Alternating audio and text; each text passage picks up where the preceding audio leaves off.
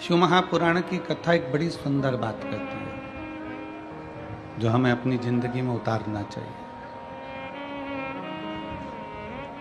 वक्त अगर बुरा है,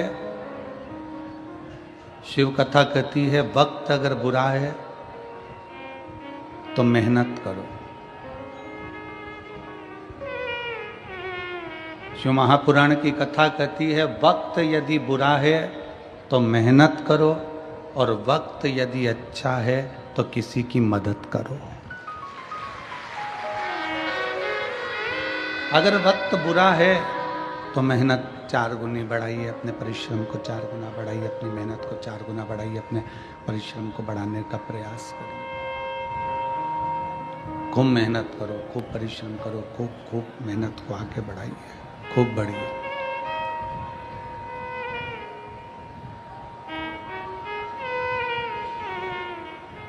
मेहनत करने से थोड़ा वक्त, बेकार वक्त हमारा टल जाता है, बेकार वक्त हमारा निकल जाता है, बेकार वक्त हमारा समाप्त हो जाता है।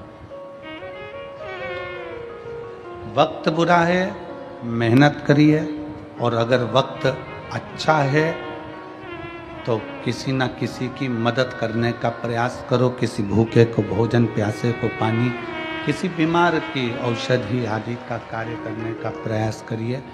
किसी भूखे को भोजन, प्यासे को पानी पिलवाइए, किसी की औषधि दिलाने का कार्य करिए, किसी के काम आने का प्रयास करिए। प्रयास करो कि किसी के आप काम आ जाए।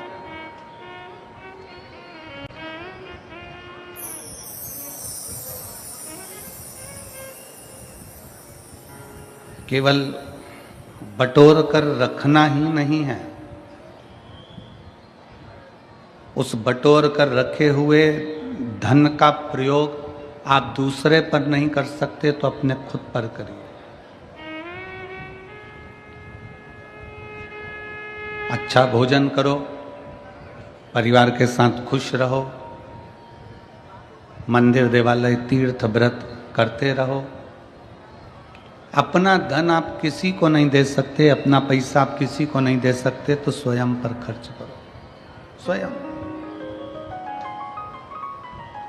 चौकीदार बनकर जिंदगी मत जीना कि जोड़ जोड़ कर बेटों के लिए रख दिया, बहुएं आ गई, वो अपनी मस्ती में खूब अच्छी जिंदगी जी रही और तुम अपने मकान का ताला लगा रही, चाबी लगा रही, पेटी में ताला लगा रही, चाबी लगा रही, रसोई घर में बार बार झांक के आ रही, दुकान का पूछ रही, घर का पूछ रही, कैसा हुआ, व्यापार कैसा हुआ, घाटा तो नहीं लगा, दुख मन में बहुत हो रहा। बहुओं को ताला चाबी से रत्ती भर फर्क नहीं है। बहुओं को तुम्हारे ताला चाबी से कोई मतलब नहीं है। वो जानती है कि घर में एक चौकीदार बैठा है, घर के बूढ़े माँ बाप वो देखते रहेंगे, अपन घूमते रहेंगे।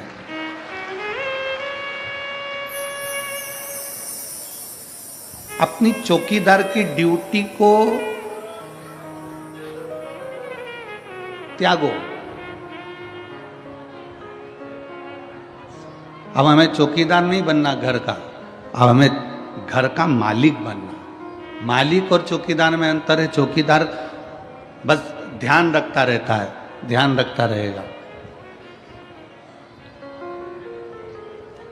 पूरा समय उसने इसी में निकाल दिया, ध्यान रख रख कर। मैंने तो अपने बच्चों के लिए जोड़ा, मैंने तो अपनी बहू के लिए जोड़ा, मैंने तो अपने पोते के लिए जोड़ा, मैंने तो अपने नाती के लिए जोड़ा, मैंने तो अपनी बेटी के लिए जोड़ा, मैंने तो अपने बेटे के लिए जोड़ा, जमाई के लिए जोड़ा, इसके लिए जोड़ा, उसके लिए जोड़ा। पूरा समय हमने इससे ही निकाल दिया।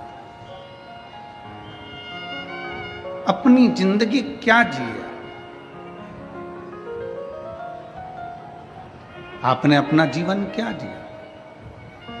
कल एक कोई, वो हमारे शुभम जी, मंगेश जी पाटिल हैं, उनके कोई दोस्त लोग कल आए थे मिलने के लिए। तो होटल है उनकी, होटल का काम है, और कल आप ही आए थे, तो कल मिलने के लिए आए थे। तो हमने इनसे कहा कि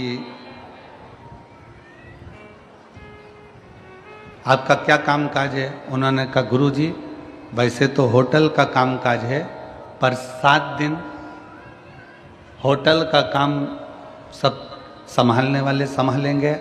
हमारी माता से लेकर हमारे घर की बहुएं, हमारे घर के बच्चे, हमारे घर के बुजुर्ग सब शिव महापुराण की सेवा में लगे हुए हैं, शंकर की सेवा में, शिव की आराधना में लगे हैं, शंकर की सेवा में लगे। कितने दिन तुमने बाबा को दिए?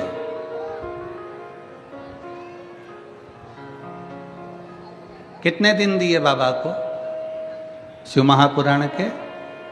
जम के बोलो, 7 दिन।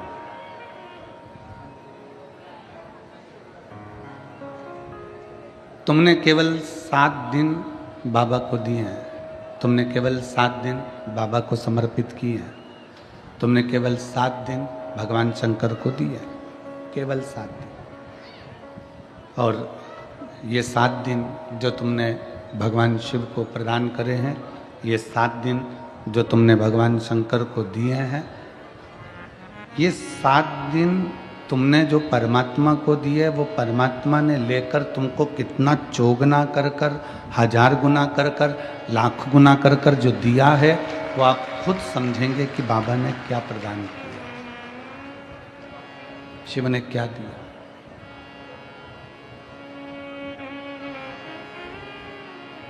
हम तो थोड़ा देते हैं। भगवान को तुमसे बहुत ज़्यादा की उम्मीद नहीं है और भगवान शंकर तुमसे बहुत ज़्यादा मांगते भी नहीं हैं। शिव जी आपसे ज़्यादा मांगते भी नहीं। बहुत ज़्यादा भोले बाबा को तुमसे चाहिए भी नहीं, कम। कल कथा में कहा कि तुलसी बाबा तो लिखते हैं आदि में पुनियाद, बहुत कम आप देव।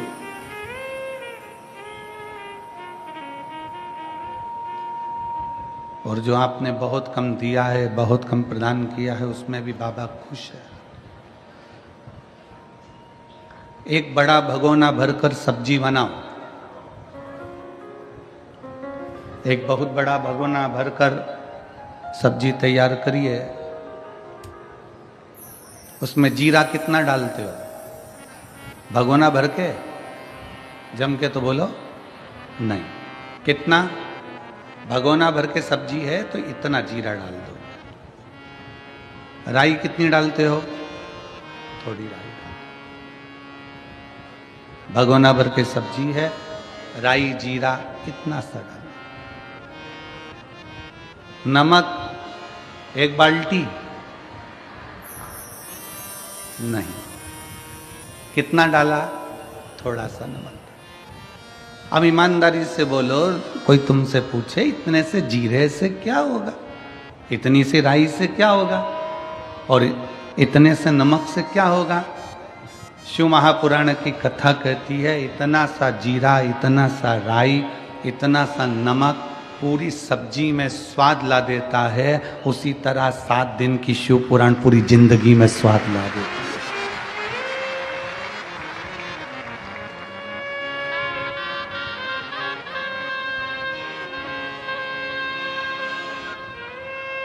सात दिन की ये शिव महापुराण की कथा हमारे जीवन में स्वाद उत्पन्न कर देती है, खुशियां उत्पन्न कर देती है, प्रसन्नता उत्पन्न कर देती है। यहाँ नांदेड़ वाले डॉक्टर साहब जिन्होंने नांदेड़ में कथा करवाई थी, वो बैठे हैं। हम आशीष से बोल रहे थे कि प्रथम ऐसे यजमान हैं जो जहाँ जहाँ कथा होती है लगभग नज़दीक में, तो वहाँ बाबा की 1 दिन की कथा सुनने के लिए जरूर आते हैं। और ये पाटिल परिवार जो शिव महापुराण के कथा के यजमान बने हैं शिरपुर महाराष्ट्र के, हम उनसे भी कहेंगे कि प्रयास करना, आपके नज़दीक में कहीं शिव पुराण की कथा हो तो वहाँ 7 दिन नहीं तो कम से कम 1 दिन यजमान परिवार सिरपुर का भी वहाँ पहुँचे।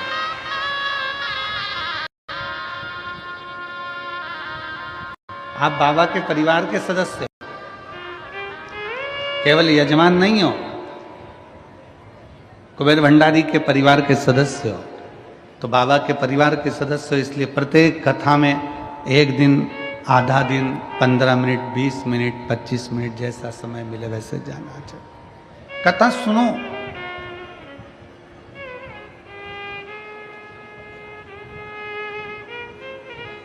कथा में अपने चित्त को लगाओ।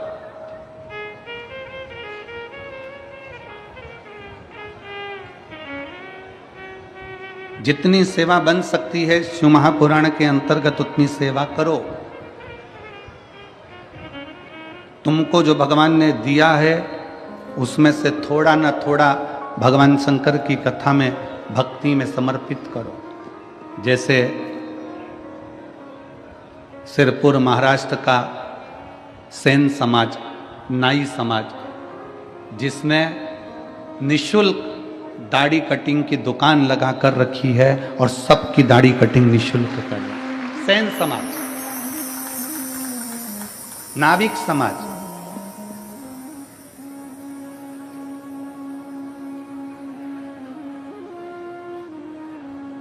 कोई शुल्क नहीं। एक सेन समाज के व्यक्ति से, एक नाविक समाज के व्यक्ति से पूछा कि भाई तुम यहाँ सबकी दाढ़ी बना रहे हो और इतनी सारी, लगभग 15-20 तुमने कुर्सियाँ लगा रखी है, सब सेवा में लगे हो। तो उनका उत्साह, उनके चेहरे की प्रसन्नता कह रही थी कि गुरुदेव, हम किसी मनुष्य की दाढ़ी नहीं बना रहे हैं, हम तो भोलेनाथ जी यहाँ आए हैं उनकी बना रहे हैं, उनकी बना। कितना उत्साह! मैं संपूर्ण सेन समाज को, नाविक समाज को, नाई समाज को बहुत बहुत साधुवाद देता हूँ। आपका जो प्रयास है ये जनमानस में सनातन धर्म को मजबूत करने वाला है। आज सनातन धर्म को लोग जाति में तोड़ रहे हैं।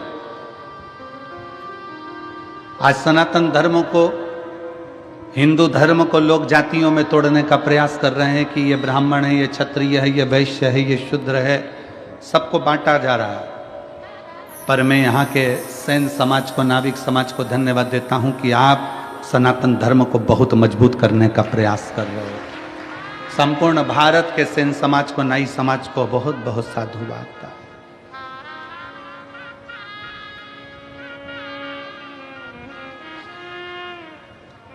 आपकी जागरूकता होना चाहिए। वो कहते हैं ये मंदिर हमारा नहीं है, वो कहते हैं वो मंदिर हमारा नहीं, वो कहते हैं भगवान हमारे नहीं, वो कहते हैं ये हमारा नहीं, वो कहते हैं वो हमारा नहीं।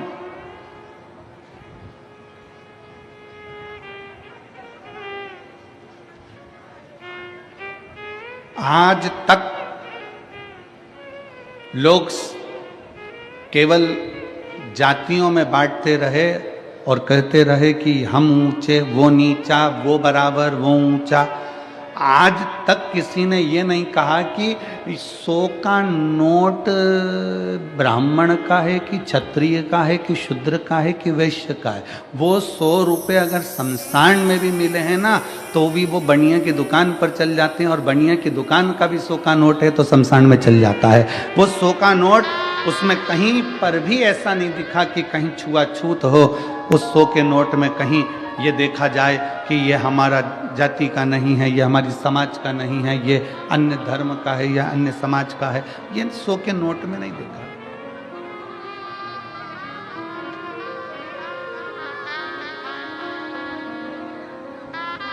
अभी हमने पहले कथा में कहा था कार्तिक के महीने में कि एक 100 का नोट तुम्हें दिया जाए और वो 100 के नोट के 4 हिस्से करे जाए। कितने हिस्से करें? 4। ठीक है, चला दोगे तुम 100 के नोट के 4 हिस्से? हम 100 का नोट लें और उसको फाड़ें और उसके 4 हिस्से कर दें और कह दें एक ब्राह्मण चलाए, एक क्षत्रिय चलाए, एक वैश्य चलाए, एक शूद्र चलाए। है किसी की हिम्मत जो 100 के नोट के 4 हिस्से कर दिया जाए और अलग अलग जाकर चला के बता दो? कोई चलाएगा? जम के बोलो नहीं। वही 100 के नोट के चारों हिस्से सेलो टेप से जोड़ दिए जाएं, एक कर दिए जाएं, तो मार्केट में चल जाएगा। उसी तरह हम ब्राह्मण क्षत्रिय वैश्य शूद्र जब एक हो जाएं तो फिर सारी दुनिया में चल सकते हैं। दुनिया तोड़कर अलग कर रही है, हम जुड़कर एक हो।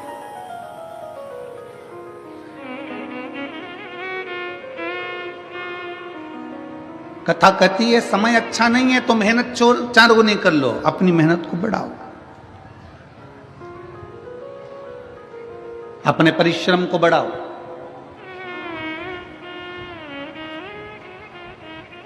हमें याद है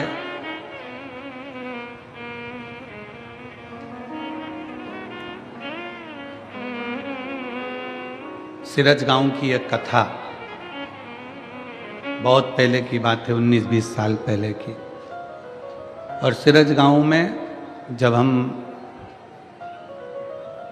पहुंचे थे तब एक किसान भाई मिलने के लिए आया था।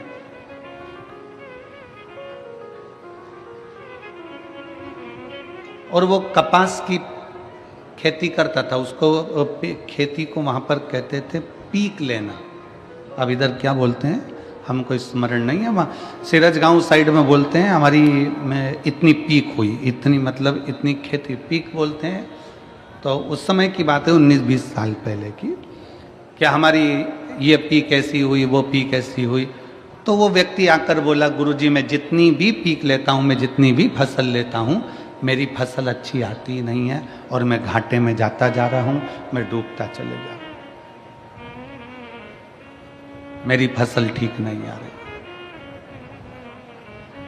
मैं डूबता जा रहा हूं, मैं घाटे में जाता जा रहा हूं। हमने कहा क्या करते हो? गुरुजी मैं खुद तो फसल नहीं लेता, मैंने बटाई पर दे दी। बटाई पर मतलब मेहनत उसकी, आधा सामान उसका, आधा सामान हमारा। हमने कहा ठीक है, क्या चाहते हो? कहा गुरुजी अब की बार बस ऐसा कर दो कि उसमें अच्छी फसल हो जाए। तो हमने कहा अच्छी फसल हो जाए तो फिर एक काम करो, ये आधा आधा बंद करो, खुद बेलपत्री शंकर पर चढ़ी हुई लेना, शिव जी का चढ़ा जल लेना, पूरी खेती में जब बीज बोने के लिए जाए तब उस जल को छीट कर बाबा का नाम लेकर श्री शिवाय नमस्तुभ्यम बोलकर बो देना। अब उसने फसल लगाई, जो पीक आई, और पीक आने के बाद वो सीहोर गया और वहां जाकर बोला बाबा जी बड़ी कृपा करी, अब की बार तो बाबा ने ऐसा कर दिया कि मुझे पूरा कर्जा चुकवा दिया, मेरा पूरा कर्जा चुक गया। हमने कहा कर्जा बाबा ने नहीं चुकाया, तू बटाई में ले रहा था, तुझे मालूम ही नहीं पड़ रहा था कितना आ रहा है, कितना जा रहा है, क्या कर रहा है, कितना जा रहा है। दवाई का पैसा ले लिया, खाद का पैसा ले लिया, बीज का पैसा ले लिया, सब कुछ पैसा लेने के बाद भी तुझे फसल में कुछ नहीं मिल रहा था। अब तूने जान लिया कि मैं मेहनत करूंगा, मेरी जमीन है, मैं 4 गुना परिश्रम करूंगा, तो बाबा ने तेरे को 8 गुना दिया और तेरा कर्जा भी चुका दिया। तेरी मेहनत, इसमें सीहोर वाले बाबा का कुछ नहीं है, इसमें पंडित प्रदीप मिश्रा का कुछ नहीं, तेरी अपनी मेहनत, तेरा अपना परिश्रम है। वक्त अच्छा नहीं है, मेहनत करिए, वक्त अच्छा है तो मदद करिए। जब अच्छा समय आ जाए आपका, जब आपका श्रेष्ठ समय आ जाए, श्रेष्ठ समय आपका चल रहा हो, तो प्रयास करो कि हम किसी की मदद कर सकें, हम किसी का सहयोग कर सकें। और मैंने तेरे ही भरोसे बाबा, तेरे ही भरोसे हवा बिच उड़ती जावानी, बाबा डोर में कटी जावानी, भोले मैं तेरी शंभो, मैं अपनी मेहनत को बढ़ा।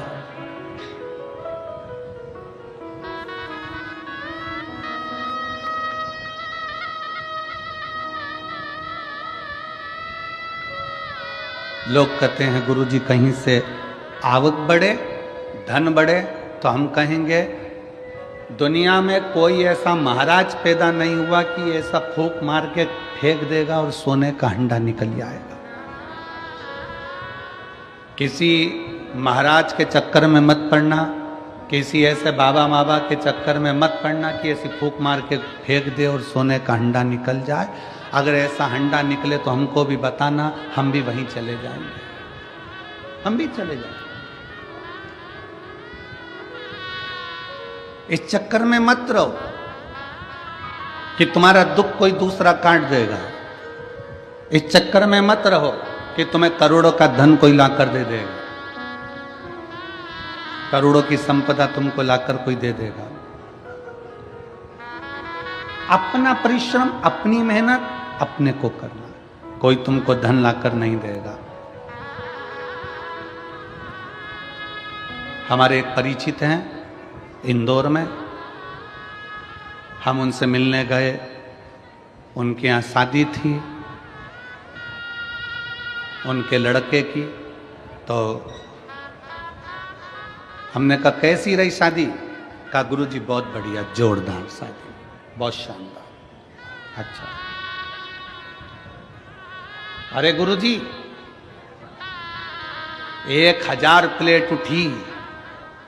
अब हमें तो समझ में आया नहीं कि प्लेट उठी का मतलब क्या होता है। तुम जानते हो क्या? अरे बोलो तो जम के, जानते हो? मतलब 1000 प्लेट उठी मतलब 1000 आदमी आया। ठीक है, हाँ ठीक है, धन्यवाद, तुमने हमको समझाया। अरे गुरुजी जिस दिन महिला संगीत था उस दिन 800 प्लेट उठी, और जिस दिन शादी थी उस दिन 1000 प्लेट उठी। हमने कहा क्या बात है साहब, बहुत बढ़िया। हमने कहा क्या जोरदार बात है कि शादी में कितनी प्लेट? जम के बोलो, 1000 प्लेट उठी, और महिला संगीत में 800 प्लेट उठी। हमने उनसे कहा विश्वकर्मा जी, आप कह रहे हो कि शादी में 1000 प्लेट उठी और महिला संगीत में 800 प्लेट उठी, जब बुरा वक्त आए तब ये 1000 और 800 लोगों के हाथ तुम्हारी मदद के लिए उठ जाए तो समझ लेना कि प्लेट उठी। विश्वकर्मा जी ये 1000 प्लेट उठी, तुम इतने खुश हो रहे हो, 800 प्लेट उठी तुम इतने खुश हो रहे हो, 700 रुपए की प्लेट, 500 रुपए की प्लेट, 400 रुपए की प्लेट, आजकल कैटरिंग का जमाना है तो 500 रुपए की प्लेट, 1000 रुपए की प्लेट, 1000 प्लेट उठी, 1000 लोग खाना खाकर गए, भोजन कर गए। 800 लोगों की प्लेट उठी, 800 लोग भोजन कर गए। प्लेट तो उठी, पर तुमने जो 1000 आदमी को खाना खिलाया, तुमने जो 800 लोगों को प्लेट उठी कर रहे हो, इतने लोगों को खाना खिलाया, जब अपने को जरूरत पड़े, अपनी जब दुख की घड़ी आए, तो ये 1000 और ये 800 के हाथ तुम्हारी मदद के लिए उठते हैं कि नहीं उठते, वो देखना। अब हम आपसे पूछते हैं, जो 1000 प्लेट उठी उसमें से कितने हाथ उठेंगे क्या? किसी को 10 लाख की जरूरत है तो दे सकोगे? जम के बोलो जरा। 800 प्लेट उठी, जब उसको 5 लाख की जरूरत होगी तो 5 लाख रुपए जिसकी प्लेट उठी थी, इतने लोगों ने उठाई थी, वह 800 में से कोई 5 लाख लाकर देगा? नहीं, आपकी मेहनत आपको स्वयं करना पड़ेगी, आपका परिश्रम आपको स्वयं करना पड़ेगा। इसलिए निवेदन है, व्यर्थ का खर्चा बंद करो। ये 1000 प्लेट और ये 800 प्लेट की जगह कभी बन सके तो किसी गरीब को जाकर भोजन कराकर अपने बच्चों का विवाह करो। ये 800 प्लेट 1000 प्लेट उठी और मालूम पड़े इतने कर्जे में पड़ गया कि एक दिन खुद ही उठ गया, और वह 800 और 1000 पड़ गए। कितनी खुशी है, पूरे सिरपुर वालों का चेहरा देखकर आज हमको भी प्रसन्नता हो रही है कि हमने हमारे धन का सदुपयोग करा और भंडारा चलाकर भूखों को भोजन कराया।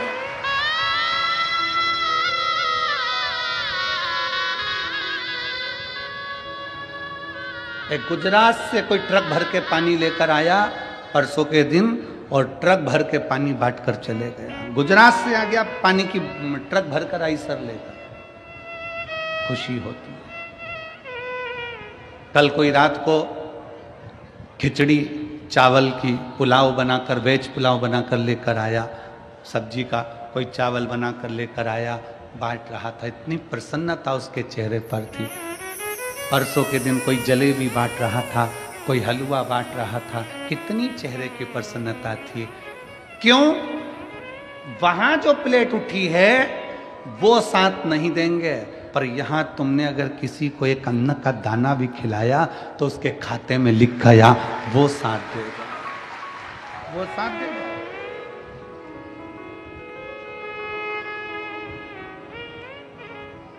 कौन आएगा अंत समय में? 800 और 1000 प्लेट उठी शादी में, हमारा निवेदन है वो 1000 प्लेट उठाने में तुम्हारा 10-5 लाख रुपए खर्च हो गया। 800 प्लेट उठाने में तुम्हारा 5-8 लाख रुपए खर्च हो गया। हमारा निवेदन है वो 1000 प्लेट का, 800 प्लेट का थोड़ा बहुत अगर बचाते तो जो लड़की या लड़के की शादी हो रही है उसकी एक एफडी करवा कर रख देते, उसके दुख के समय में वो एफडी काम आ जाती, काम आ जाती। कितना भी खिला दो, शादी में कितना भी खिलाना, आखिरी में लोग बोलकर जाएंगे हराम का आ रहा था तो लुटा रहा है। और शादी में अगर कोई खर्च नहीं करे तो लोग कहकर जाएंगे इतना के छाती पे बांध के ले जाएगा, खिलाया तक नहीं। ये दुनिया के लोग हैं, वहां पर लोग कहे बिना नहीं रह सकते। और शिव महापुराण की कथा में आप किसी भूखे को अगर मिर्ची का ठेसा और रोटी भी खिला रहे हो ना, वो स्वाद लेकर खाकर कहेगा भगवान तेरा भंडार भर कर रखे, तेरे पर कृपा कर। अरे आई, ए आई, बड़ी कृपा कर, मेरा मुंह छुट्टा करा दे, भगवान तेरे भंडार भर कर रखे, तेरे पर कृपा करके रखे।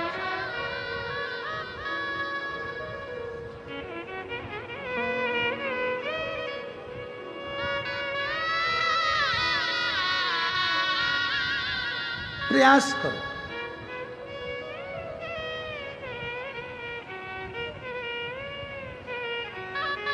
हम बहुत अच्छा किसी को नहीं दे सकते, पर थोड़ा तो अच्छा दे सकते हैं।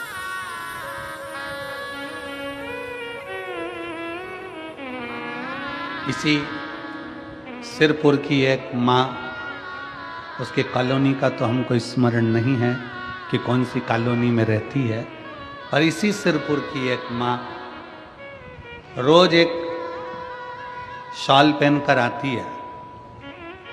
हो सकता है उसके पुराने शॉल हो, रोज एक शॉल पहनकर आती है और कहीं पर भी कथा में बैठ जाती है और पास में जो माँ बैठी रहती है उसको देखती है कि इसके पास नहीं है, अपना जाते जाते शाल उसको देकर चली जाती है और बड़े प्रेम से घर पहुंच जाती। फिर दूसरे दिन वो शाल ले आती।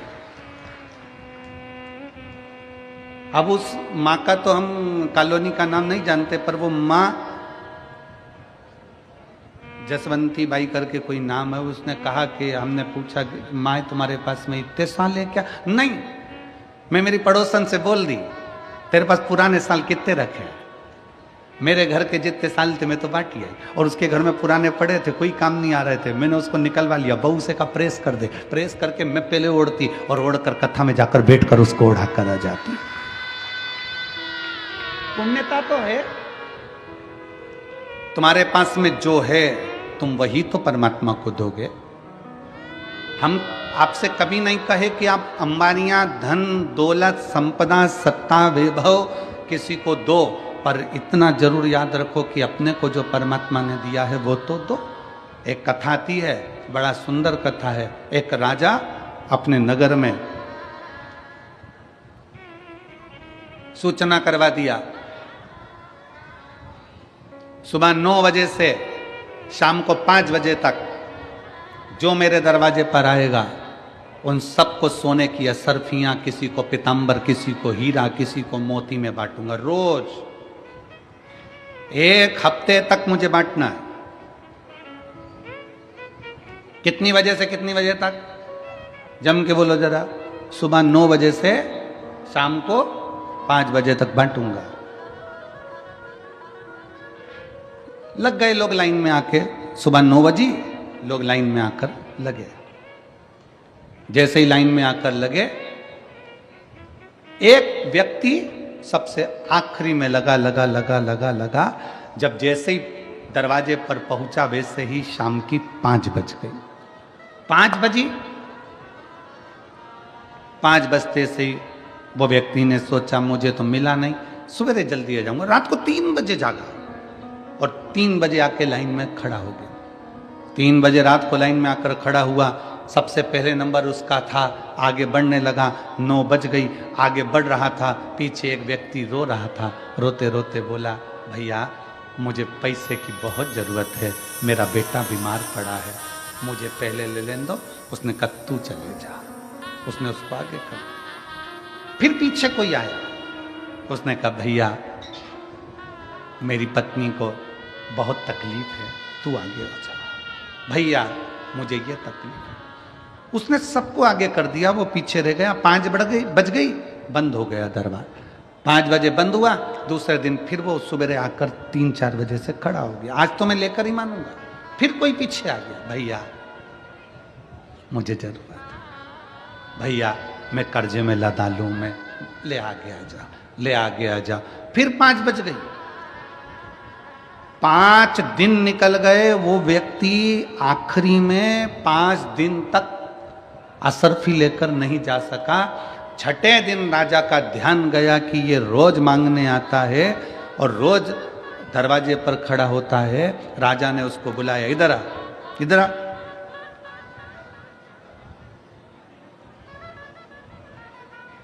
क्या कर रहा है ये तू? तो रोज मांगने आता है? हाँ। अभी तक तुझे मिला नहीं? नहीं। क्या कर रहा है तू? ये कर रहा है जो आप कर रहे हो वो मैं कर रहा हूं। राजा ने कहा मैं तो सोना चांदी हीरा पन्ना बांट रहा हूं, तू मेरी होड़ कर रहा है। मैं सोना चांदी हीरा पन्ना बांट रहा हूं, तू क्या बांट रहा है? उसने कहा मैं अपनी वारी दान कर रहा हूं। मेरा अपना जो नंबर आता है, किसी को जरूरत पड़ती है तो मैं अपना नंबर उसको दे देता हूं, अपनी बारी उसको दे देता हूं। राजा ने पूछा अपना नंबर देना, अपनी बारी देना, ये कोई बात है? उसने कहा मेरे पास जो होगा वही तो दूंगा। मैं आगे खड़ा था, थोड़ा पीछे हट गया, उसको आगे कर दिया। इससे क्या होगा? राजा ने पूछा इससे क्या होगा? उसने कहा अब ये तो मेरा भोलेनाथ जाने की क्या होगा। समय आया, समय पलटा। समय ऐसा पलटा, राजा को रोग हो गया, परीक्षा हुई। विद्वान ब्राह्मण बैठे, संत बैठे, साधु बैठे। नगर में कोई ऐसा व्यक्ति हो, क्योंकि राजा की कोई औलाद नहीं है, नगर में कोई ऐसा व्यक्ति हो जो बहुत विद्वान हो, उसी को राज सिंहासन पर बिठाना है। तब उसी व्यक्ति जो बारी अपना नंबर दे रहा था, सबको आगे कर कर खुद पीछे हो जा रहा था, अपने पास जो था वो प्रदान कर रहा था, उसी व्यक्ति को राजा का सिंहासन दे दिया गया। तुमने क्या दिया भगवान को? आप क्या प्रदान कर रहे हो परमात्मा को? आप क्या दे रहे हो भगवान को? भगवान कभी नहीं कहेगा कि तुम मुझे धन दौलत संपदा सत्ता वैभव दो। भगवान कहता है तुम्हारे पास में जो है, क्या है तुम्हारा?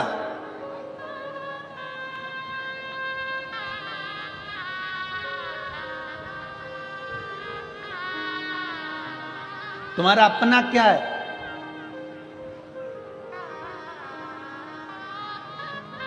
किसी ने कहा भगवान को वो दो जो तुम्हारा अपना है। जल तुम्हारा अपना है? जम के बोलो जरा। पैदा हुए थे तो लेकर आए थे ऊपर से।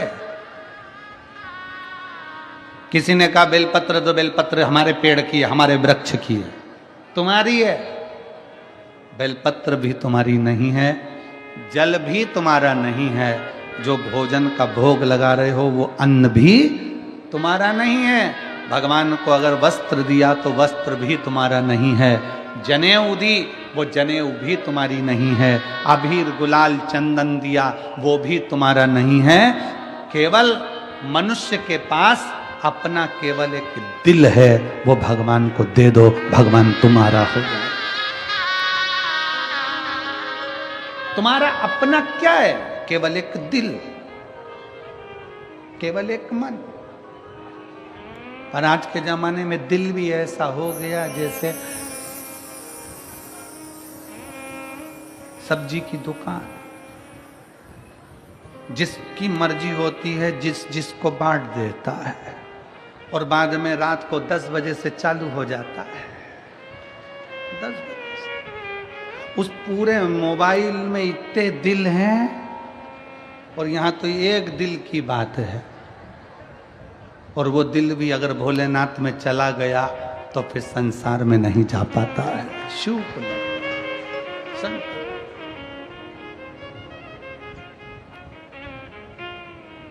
इतने लोग संसार में पड़े हुए हैं।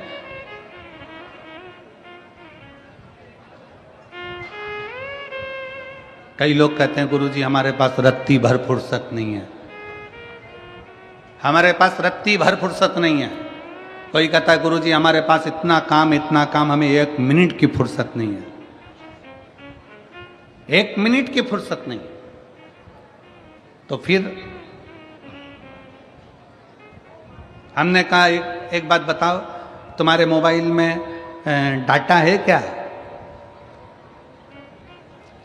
क्यों? हमारा वाईफाई कनेक्ट कर लो, उससे क्या होगा? हमने कहा हमारा मोबाइल चल जाएगा। अरे गुरुजी 1.5 GB डाटा पूरा की पूरा खत्म हो गया, 1.5 GB डाटा पूरा की पूरा खत्म हो गया। समझ लेना 1.5 GB डाटा भी अगर तुम्हारा रात होने से पहले पहले खत्म हो रहा है तो दुनिया के सबसे बेरोजगार व्यक्ति तुम ही हो। दुनिया के सबसे बेरोजगार व्यक्ति तुम हो कि 1.5 GB डाटा भी तुम्हारा रात होते होते खत्म हो जाता है, और तुम इतने फ्री हो कि दिन भर लोगों का जवाब देने में लगे हो, दिन भर लोगों का जवाब देने में लगे हो। 24 घंटे किसी ने एक मैसेज करा, मोबाइल में टुन टुन आवाज आई, इसने खोल के देखा, लिख के तुरंत भेज दिया। इतना फ्री, इतना फ्री कि 1.5 GB डाटा भी तेरा शाम होते होते खत्म हो गया। व्यस्त व्यक्ति उसको कहते हैं जो किसी का मैसेज देखने का भी समय ना हो, अगर टाइम मिलेगा तो फोन कर लेंगे, बस बात खत्म। समय होगा देख कितने फ्री हो, और कह रहे समय नहीं, समय कहां गया तुम्हारा? सुबह से उठते हो रात तक के समय में तुम अपना अंदाजा लगा कर बैठिए।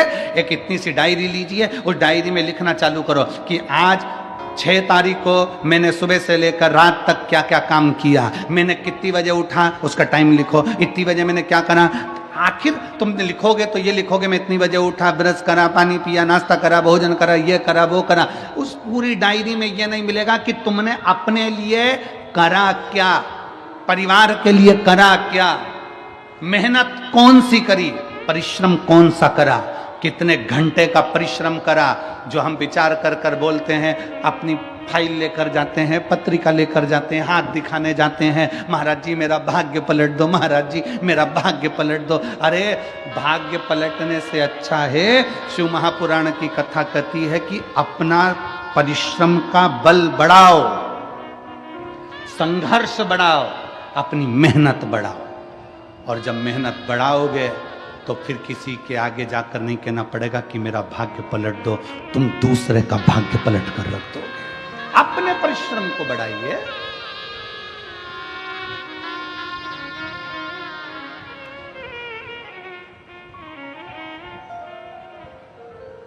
संसार सागर में व्यर्थ पड़े हो, व्यर्थ। पूरी शादी देख लो शंकर भगवान की। शंकर भगवान की शादी में कितनी प्लेट उठी?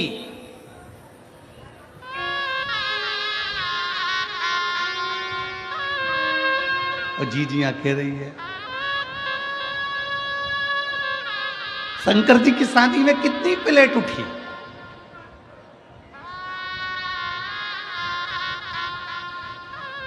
शंकर जी की शादी में जो प्लेट उठाने वाले थे वो ही उठ गए थे। क्यों? क्योंकि भगवान शंकर देखते हैं कि पैसे वाला व्यक्ति जब शादी करता है तो थोड़ा वृद्धाश्रम में डोनेशन दे देगा, थोड़ा अनाथालय में डोनेशन दे देगा, थोड़ा कौड़ी हॉस्पिटल में डोनेशन दे देगा। पर मेरे महादेव ने डोनेशन नहीं दिया, मेरे महादेव ने इनविटेशन दिया कि सब मेरी शादी में आओ, सब मेरी शादी में आओ। भूत, प्रेत, डाकनी, पिशाचनी, चुड़ैल, भयंकर, राक्षस, असुर, गंधर्व, देवता, नाग, सब मेरे विवाह में पहुंचो, सब पहुंचो।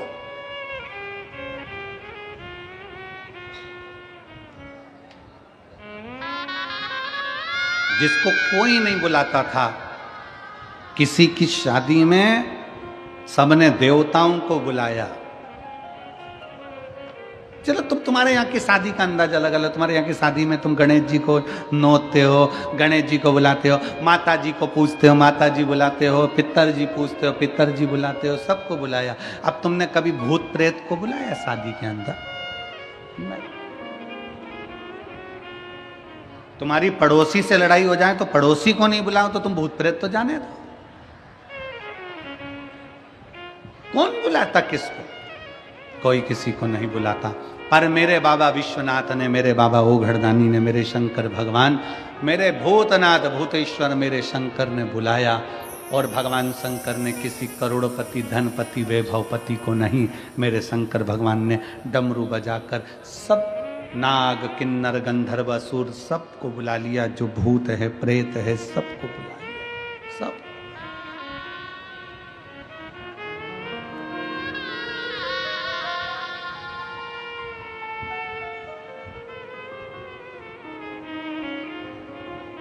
हमसे भी लोग कहते हैं, ए गुरुजी, इतना बड़ा कंठा का पंडाल लगता है, पंडाल भी छोटा पड़ जाता है, लोग धूप में बैठे रहते हैं, चिलचिलाती हुई गर्मी पड़ रही होती है, सब यहाँ वहाँ पूरा प्रांगण तुम्हारा भरा पड़ा रहता है। एक काम करा करो, थोड़ा कथा का एक काम करो, थोड़ा हम कथा करवाएं, मुंबई में हम कथा करवाएं, बेंगलोर में तो एक हॉल में VIP कथा करा देंगे, सब क्रीम लोग आएंगे। तो हमने कहा एक काम करो, क्रीम की लस्सी बना के पी जाओ।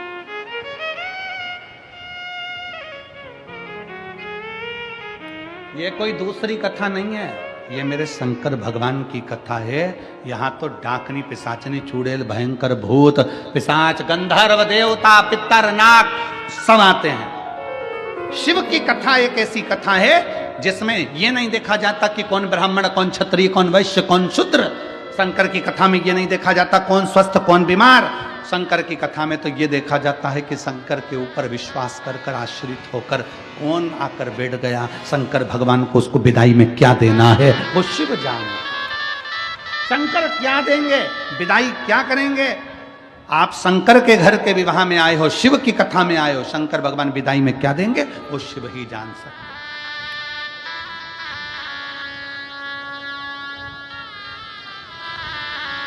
कौन जाने। शंकर जी की शादी में प्लेटें नहीं उठी, शंकर जी की शादी में तो पंगत हुई। पंगत, पंगत जानते हो? अरे जम के तो बोलो जरा। हाँ, पत्रिका में लिखा जाता है स्वरुचि भोज। स्वरुचि भोज का मतलब बफेट, और नीचे लिखा रहता प्रतिभोज। प्रतिभोज का मतलब पंगत। घर के लोग पहले पत्रिका देखते हैं और देख के विचार करते हैं क्या लिखा है, तो क्या सुरुचि भोज, तो वो कहते मैं भी चलूंगी, वो कहते मैं भी चलूंगा। कहीं लिखा होता प्रतिभोज, तो कह देते हैं पापा जी तुम चले जाओ।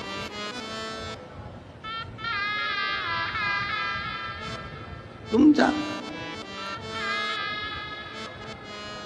लगी पंगत, शिव जी की शादी की पंगत जब लगी, पत्तल देने वाले आए। उधर देवता बैठे थे, इधर भूत प्रेत बैठे थे। उधर देवताओं को पत्तल लगाई, इधर जब पत्तल लगाने आए, लगाते लगाते एक के मुख दो थे, आगे और पीछे। उससे पूछा भैया तू इधर से खाएगा कि उधर से? पत्तल किधर रख? उसने कहा दोनों जगह पत्तल रख। तो आगे भी रखी पीछे भी रखी, और आगे गए। उससे पूछा भैया, उसके 12 मुख थे, उससे पूछा तू कैसे खाएगा? तो के 12 पत्तल रख। उसके लिए 12 पत्तल रखी। और आगे गए, उसका मुंह ही नहीं था, केवल गला ही गला। उससे पूछा तू कैसे खाएगा? उसने कहा बाकेट में लाते जा, गले में कूड़ते जा। बाल्टी में लाओ और गले में कूड़ो। भोजन कैसे कर?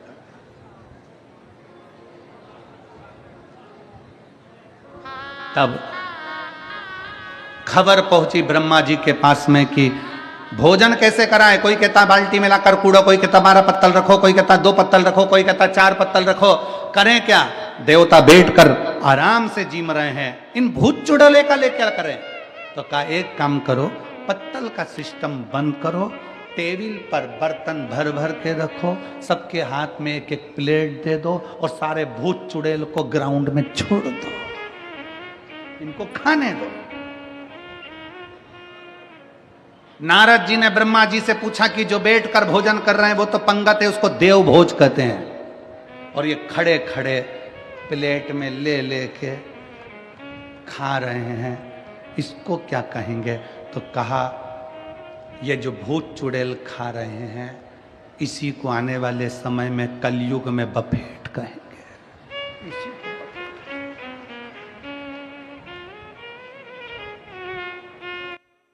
उस समय पर जैसे भूत चुड़ैल खाए थे, आज के समय में भी देश देश देश, तुम समझ सकते। लोग इतनी भयंकर तरीके से खाने में लगे रहते हैं, पल्लू डाल डुला के, पूरी मुंह में लिपस्टिक, आंख नीली, बिंदी पीली, और गुलाब जामुन का साइज बड़ा। और देखे इधर से बच्चे करे मम्मी इतनी बड़ी गुलाब जामुन।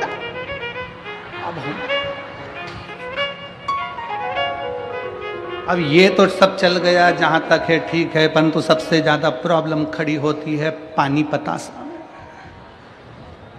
उसको हैदराबाद में पानी पूरी को गुपचुप कहते हैं। गुपचुप इसलिए कहते हैं जैसे ही मुंह में गुप्त आदमी चुप, इसलिए उसको गुपचुप कहते हैं। सबसे बड़ी प्रॉब्लम है वो पानी पूरी में। शादी में एक तो इतनी भीड़,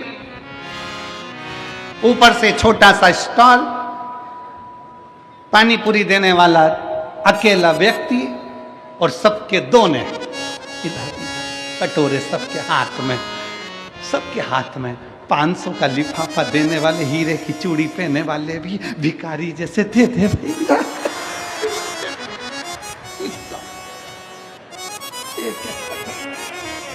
इतनी बड़ी शादी में अच्छे अच्छे करोड़पति को भिखारी बना दिया भैया।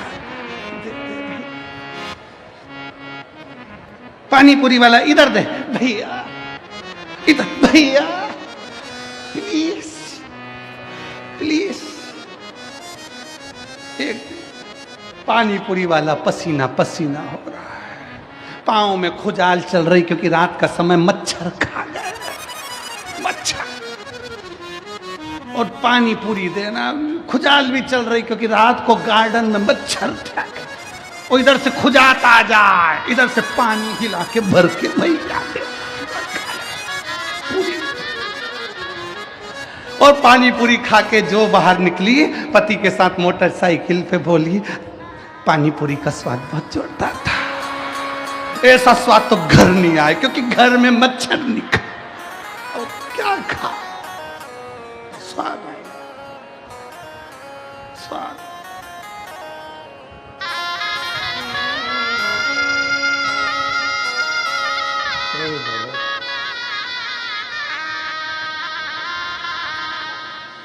आपके हाथ, परिवार के हाथ जो अपने हैं, उनके हाथ जब किसी के मदद के लिए उठें तो ये समझो कि आप श्रेष्ठ हो। आपको बाबा ने जो दिया वो श्रेष्ठता में दिया। कितना सुंदर एक प्रसंग आता है कि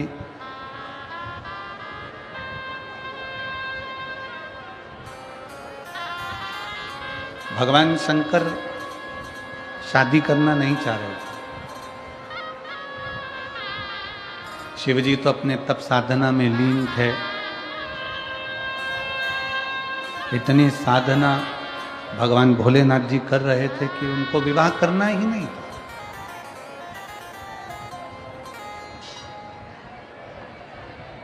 वो विवाह करना ही नहीं चाहते थे। किसके लिए विवाह करें? शिव महापुराण की कथा कहती है केवल देवताओं के हित के लिए, देवहित के लिए, देवताओं के कल्याण के लिए भगवान शंकर ने विवाह किया। देवहित शंकर भगवान विवाह नहीं करते। सती मैया से इतना दुनिया के लोग कहते हैं इनका प्रेम ज्यादा है, उनका प्रेम जाता है, उनका प्रेम जाता है। और शिव महापुराण की कथा कहती है कि जितना प्रेम भगवान शंकर ने माता सती से किया, सती जी ने भगवान शिव से किया, पार्वती जी ने शंकर भगवान से करा, शंकर भगवान ने पार्वती जी से करा। ऐसा प्रेम दुनिया में कोई किसी से नहीं कर सकता जो मेरे ओघड़दानी ने करा है, मेरे शिव ने करा।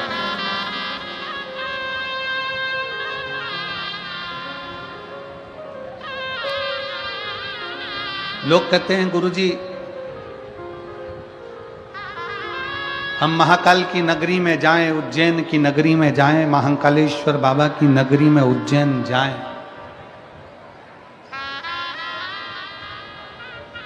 हम महाकाल की नगरी उज्जैन में पहुंचे तो वहां से क्या क्या ला सकते हैं। कोई ने पूछा कि हम उज्जैन बाबा महाकाल की नगरी में जाएं तो वहां से क्या क्या ला सकते हैं। हमारी शिव महापुराण की कथा कहती है कि बाबा महाकाल की नगरी में जाओ, जो तुम्हें लेकर आना है सब ले आओ, मना नहीं है। पर एक बार जो मेरे महाकाल बाबा की नगरी में पहुंच जाता है वो अपना दिल वापस लेकर नहीं आ पाता है, दिल वहीं छूट जाता है।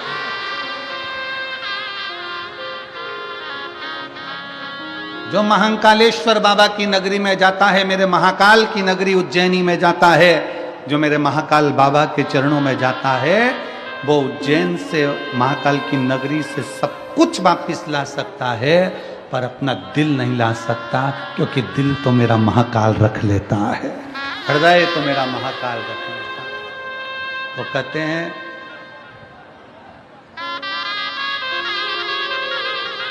कि आगरा के पागल खाने में कोई चला जाए तो ठीक होकर आने की उम्मीद होती है, पर एक बार जो महाकालेश्वर बाबा की मस्ती में, उनकी बस्ती में और उनकी भक्ति में चला जाए तो वापिस आने का दिल ही नहीं करता, दिल ही नहीं करता। काल अधिपति महाकाल है, उसकी मस्ती, उसकी बस्ती और उसकी भक्ति तीनों श्रेष्ठ है, तीनों श्रेष्ठ। महाकाल बाबा की मस्ती भी, बस्ती भी और भक्ति भी तीनों श्रेष्ठ।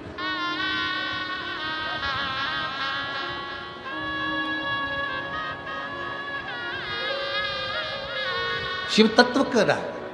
शंकर भगवान विवाह करने को तैयार नहीं थे, विवाह तो उन्होंने देवताओं के लिए करा।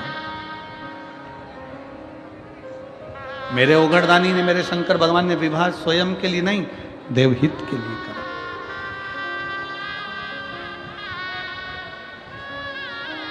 क्यों? तारकासुर ने चारों तरफ हाहाकार मचा कर रखा था, हर जगह पर तारकासुर का हाहाकार था। तारकासुर ने वर मांगा था भगवान ब्रह्मा जी से कि वर मुझको दीजिए कि अगर मैं मरूं तो शिव जी के पुत्र के द्वारा मरूं, शंकर जी के बेटे के द्वारा।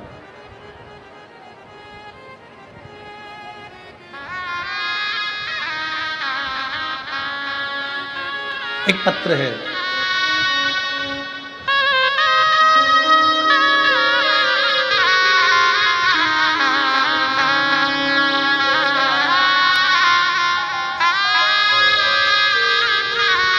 मनीषा साहिल पाटिल सिरपुर, न्यू योगेश्वर कॉलोनी के निवासी हैं। कहीं बैठे हों तो हाथ हिला सकते हैं। मैं मनीषा सलील पाटिल सिरपुर, न्यू योगेश्वर कॉलोनी। कहीं बैठे हों तो हाथ हिला सकते हैं। हाथ हिलाओ एक बार।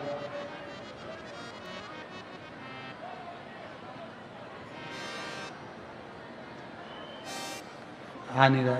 एक बेलपत्र लेने के लिए आ जाओ, जहां बैठे हो आ जाइए। एक बेलपत्र के पेड़ का और एक वृक्ष का और शंकर भगवान की कथा का क्या फल है गुरुदेव? उस दिन सिरपुर की एक दीदी ने बोला, आपका मंच, आपकी व्यासपीठ हॉट सीट है, परंतु बाबा कौन बनेगा करोड़पति में? लोग पैसे लेकर करोड़पति होते हैं, हम तो आपके हाथों से बेलपत्र लेकर करोड़पति बन जाते हैं, करोड़पति हो जाते हैं। और आपका आशीर्वाद करोड़पति की तरह है गुरुदेव। बाबा, मेरे पति सिविल इंजीनियर हैं। कोरोना के काल में, कोरोना के अंतर्गत उनकी जॉब छूट गई। बाबा, हम बहुत परेशान हो गए थे। हम मालेगांव की कथा सुनने के लिए गए। आपने कहा, बाबा उम्मीद नहीं छोड़ना चाहिए। बाबा से कभी उम्मीद मत छोड़ा। बाबा कभी हमें अकेला नहीं छोड़ता, ये आपकी कथा कहती है कि आप उम्मीद मत छोड़ो। भोले बाबा आपको अकेला नहीं छोड़ता, झोली में देता जरूर है। हम मालेगांव की कथा सुनने के लिए सुनने के लिए पहुँचे और वहीं पंडाल में हमने बाबा से मांगा और बाबा से हम मांग कर वापिस अपने घर की ओर आ गए। और घर पर आकर मेरे पति ने कहा कि अब हम उम्मीद नहीं छोड़ेंगे, हम नौकरी नहीं लग रही, अपना खुद का ऑफिस चालू करेंगे। और बाबा से प्रार्थना कर कर हमने खुद का ऑफिस डाल दिया। और ऑफिस डालकर बाबा के मंदिर जाते, एक लोटा जल चढ़ाते, उस जल को लाकर ऑफिस में छींटते, एक बेलपत्र लाकर बाबा की रखते। आज बाबा की कृपा से, पूरे बाबा महाकाल की कृपा से, मेरे कुबरेश्वर भंडारी की कृपा से बाबा ने हमारा हाथ पकड़ लिया और बाबा ने हमको लाखों में करोड़ों में खिला दिया। ये शिव तत्व, एक विश्वास।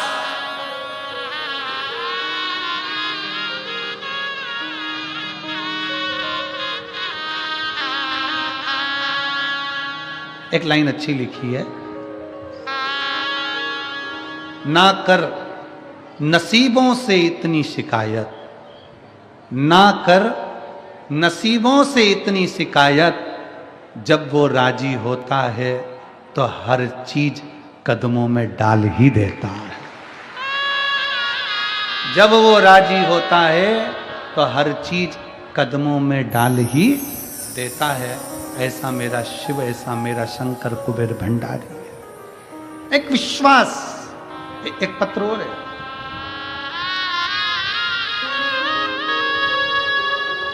मैं सुनीता भगवान पाटिल, ग्राम भामपुर, तहसील सिरपुर, जिला धूलिया की रहने वाली हूँ।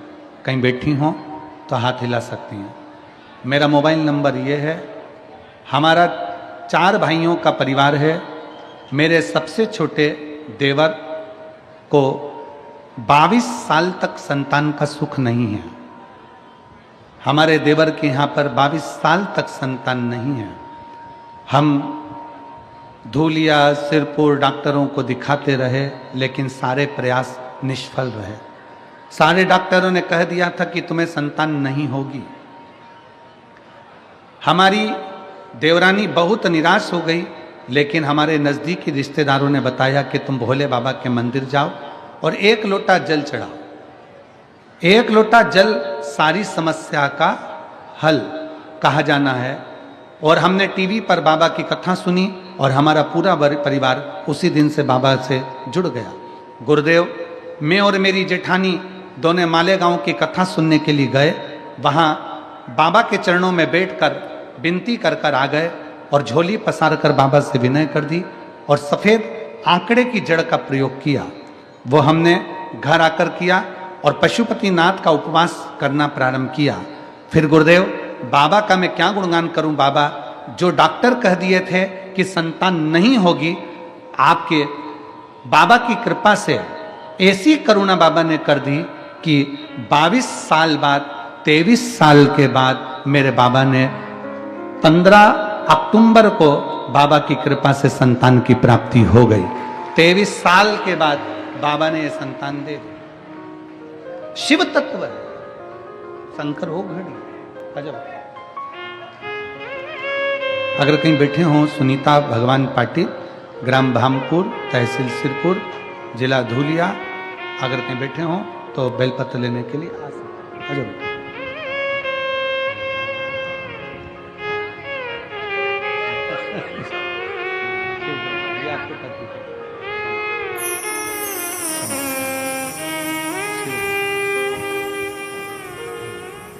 बधाई आपको, बहुत बहुत उन्नति करें।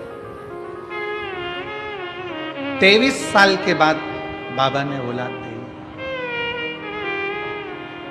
कोई लेट बनता है, कोई जल्दी बनता है, पर शिव को जल चढ़ाने वाला एक दिन सेठ जरूर बनता है, ये निश्चित है।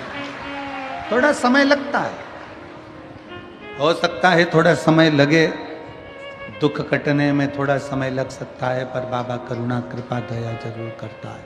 उसकी उदारता, उसकी दया, उसकी करुणा जरूर होती है। वो कृपा जरूर करता है और उसकी कृपा जब होती है तो संसार पूरा देखता है, पूरा संसार।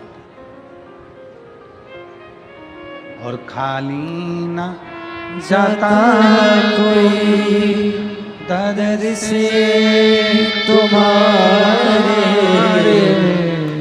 खाली ना जाता कोई दर से तुम्हारे, मैं भी खड़ी हूँ नदी बाहे पसारे, अपने हृदय से लगा लो, लगा लो, गिना जा रहा हो, उठा लो, उठा लो, भोले अपने दर से अब न डालो, गिरी जा रही हो, उठा लो, उठा लो। जब आप विश्वास करते हैं शंकर के प्रति, जब आप भरोसा करते हैं शिव के प्रति, शिव साथ निभाता है। शंकर भगवान ने विवाह शादी अपने लिए नहीं, शंकर भगवान ने विवाह शादी देवताओं के हित के लिए करी। तारकासुर ने वर मांग लिया था कि मैं मरूं तो भगवान शंकर के पुत्र द्वारा मरूं, उनके बेटे के द्वारा।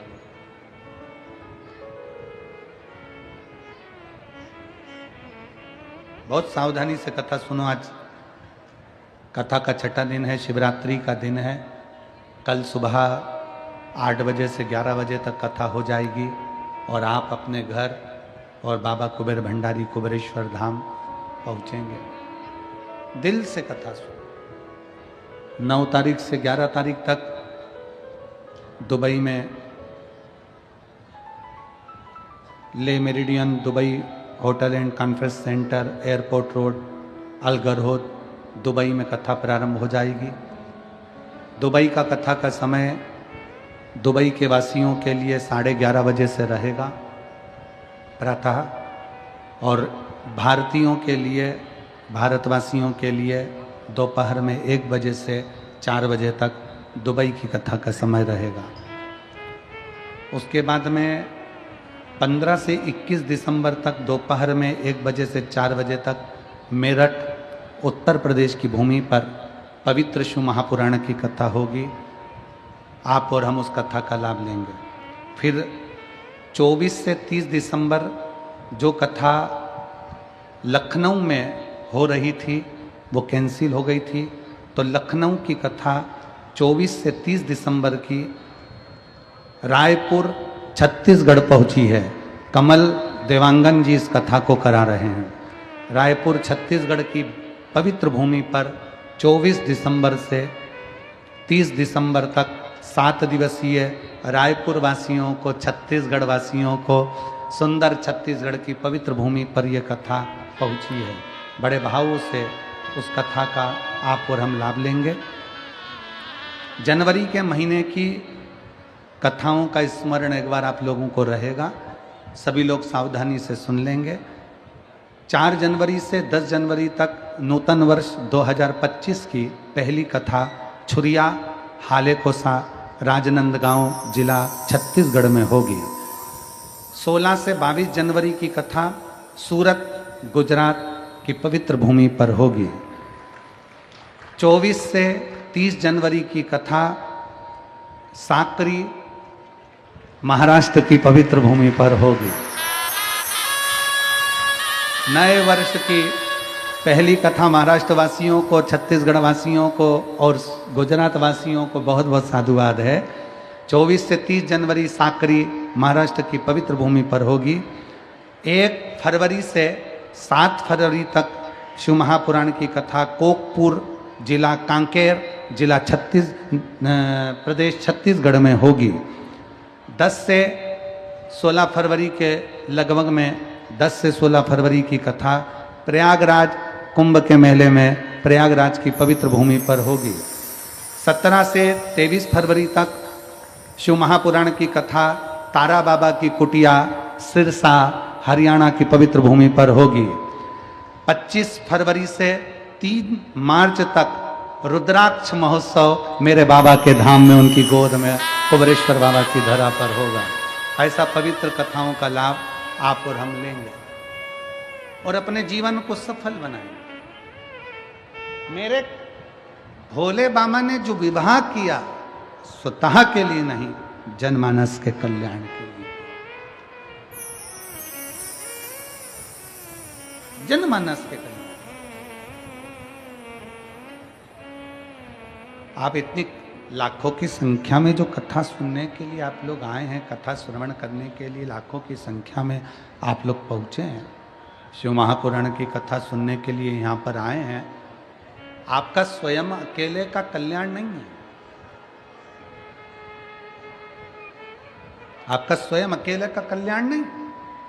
शिव महापुराण की कथा कहती है, शिव महापुराण का महत्तम कथा है, शिव कथा कहती है कि जब हम कथा सुनने के बाद यहाँ से जाते हैं, कथा श्रवण करने के बाद में जब हम यहाँ से जाते हैं, तो कथा सुनने के बाद हम जब यहाँ से निकलते हैं, तो हमारे श्रवण करने के बाद हम यहाँ से जब निकलते हैं, तो हमारे शरीर से जो हवा हमारे शरीर को छू कर जाती है, वो हवा के द्वारा जितने जीव संसार के, तुम्हारे गांव के, नगर के, क्षेत्र के, शंभु जितने जीव हैं, कोई अधोगति में मर गया है, कोई परेशान जीव है, उसको भी हमारे शरीर की हवा टच होकर जब लग जाती है तो उसका भी कल्याण हो जाता है।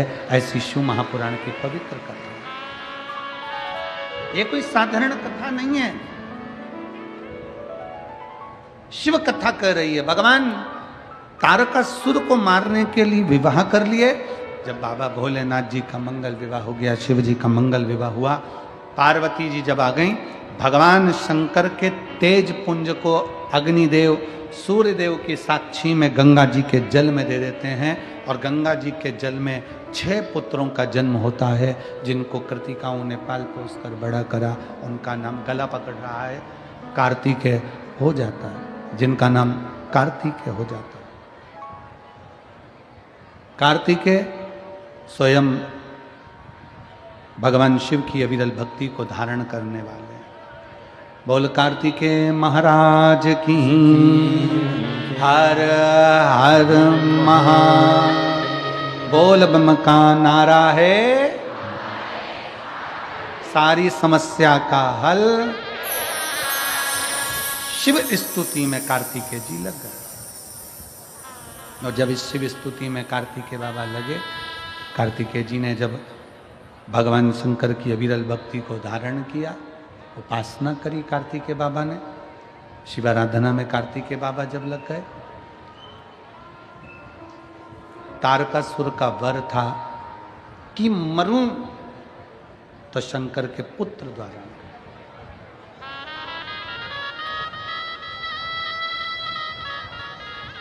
कभी अगर मौका लगे,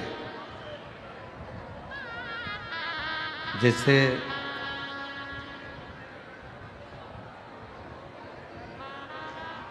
कभी ऐसा योग लग जाए कि कोई आपसे कहे कि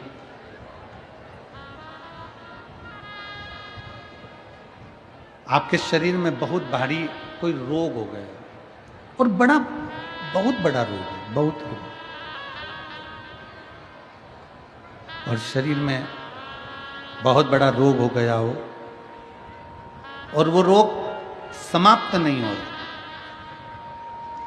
वो रोग समाप्ति की ओर जा ही नहीं रहा, रोग समाप्त हो ही नहीं रहा, तो एकांक्षी नारियल लीजिए। श्रीफल, नारियल देखा है सब लोगों ने? श्रीफल जो होता है, नारियल जो होता है, पानी पीने वाला नारियल नहीं, जो भगवान को चढ़ता है, उस नारियल की बात। एकांक्षी नारियल, एकांक्षी नारियल से मतलब है कि नारियल में जो जटा होती है, उस जटा के स्थान पर 3 नेत्र होते हैं। किसी किसी नारियल में 2 नेत्र होते हैं, किसी में 3 नेत्र होते हैं, किसी में 2 नेत्र होते हैं, किसी में 3 नेत्र होते हैं। तो 3 नेत्र वाला नहीं, 2 नेत्र वाला नहीं, कभी अगर मिल जाए, भूलवश तुम्हारे हाथ में आ जाए, एकांक्षी नारियल।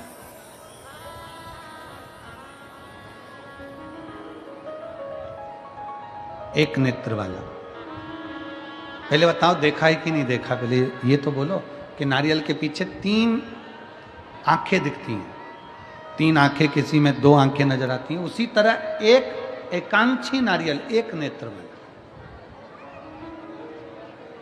कभी अगर मौका लगे और अगर रोग बढ़ रहा है, घट नहीं रहा, तकलीफ बढ़ रही है, घट नहीं रही, सारे इलाज करवा लिए, सारी दवाइयाँ ले ली, सारी जांचें करवा ली, सारे डॉक्टरों को दिखा लिया, उसके बाद भी अगर आराम नहीं लग रहा है तो एकांक्षी नारियल।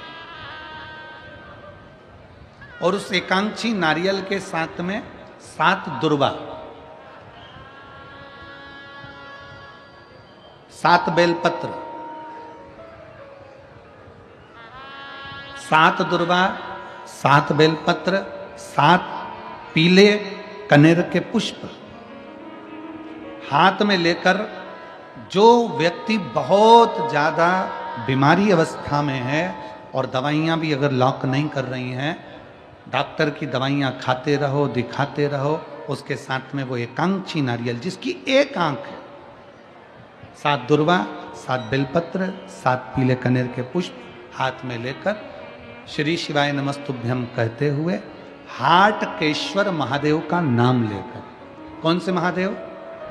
हाटकेश्वर महादेव। हाटकेश्वर महादेव का नाम लेकर अपनी कामना करते हुए, बाबा से विनय करते हुए, जहां से, जैसे ये शिवलिंग है, ये जलाधारी है, ये जलाधारी से जल बह रहा है, ये जल बहकर जहां से जाता है, ये जल बहने के स्थान जहां तक है, उसके बीच में कहीं पर भी, जहां जल बह रहा है ना, ये पानी बहकर जहां जा रहा है, उस स्थान पर कहीं पर भी, वो जल बहकर जहां से जा रहा है जमीन पर, उस स्थान पर कहीं पर भी उस नारियल को, एकांक्षी नारियल, 3 आंख वाला नहीं, 2 आंख वाला नहीं, एक नेत्र वाला एकांक्षी नारियल, सफेद पीला कनेर, 7 बेलपत्र, 7 दुर्वा के साथ में उसको रख दीजिए और 1 लोटा जल देवाधिदेव महादेव को दक्षिण के भाग में खड़े होकर, उत्तर की ओर मुख कर यहाँ बैठकर या खड़े होकर इस भाग में उधर की ओर देखते हुए जल समर्पित कर दीजिए। उसमें से 1 बेलपत्र, 1 दुर्वा उठाकर लिया, उसी में से 1 कनेर का पुष्प अशोक सुंदरी वाली जगह पर समर्पित कर दो। दुर्वा सुबह के समय पर खाना है, बेलपत्री दोपहर के समय पर खाना है। उसके बाद में 15 दिन 8 दिन बाद फिर वापस जांच कराओ, आपके रोग में आराम मिलना प्रारंभ हो जाएगा। शिव उसको ठीक करना प्रारंभ कर। एकांक्षी नारियल अजब एकांक्षी।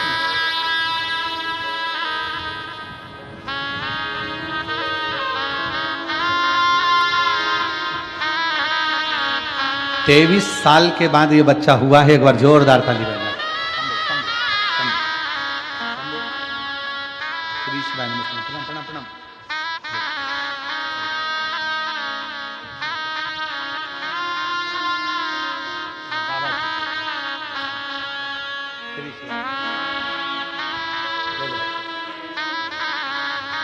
एक बार जोरदार ताली बजाएं।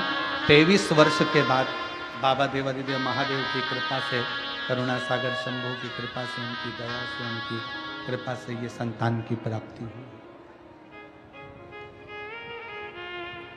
कैसा श्रीफल लेना है? जम के बोलो सब। एकांक्षी श्रीफल, 3 नेत्र वाला नहीं, 2 नेत्र वाला नहीं, 1 नेत्र, एकांक्षी श्रीफल। कितनी बेलपत्र? 7। कितनी दुर्वा? कितना कनेर का पुष्प? 7। एकांक्षी नारियल।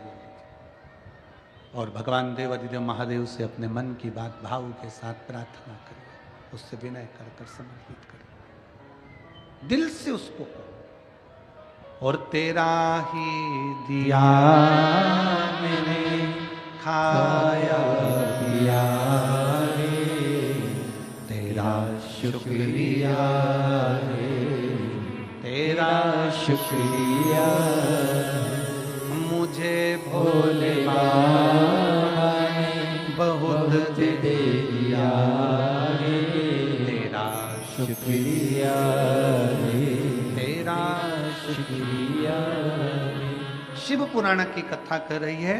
स्कंद भगवान प्रकट हुए, षडानंद कार्तिकेय जी ने तारकासुर का संहार करा, पर माता पार्वती जी ने मना किया कि उसके हृदय को कोई छेदित ना करे, उसके हृदय को कोई बाण ना लगे, क्योंकि उसके हृदय में, उसके दिल में शिव बसा हुआ, उसके हृदय में, उसके दिल में भगवान शंकर का निवास। फिर निवेदन इस व्यासपीठ के माध्यम से कि एक बात अपने अंदर उतार कर रख लो, किसी के लिए भी अपशब्द कहना, पर शंकर के भक्त के लिए, शिव उपासक के लिए कभी निंदा मत करना, नहीं तो जिंदगी नरक से। शिव की निंदा करी ना जाए। शंकर भगवान की निंदा स्वयं भगवान विष्णु ने सुन ली थी नारद जी के मुख से, तो उनको घोड़े का मुख लग गया था, हयग्रीव अवतार हुआ था। नारद जी ने निंदा कर दी थी तो बंदर का मुख लग गया था। शिव की निंदा करने वाला कभी सुखी नहीं रह सकता। शिव की निंदा से बचने का प्रयास करें, शिव की निंदा से बचिए।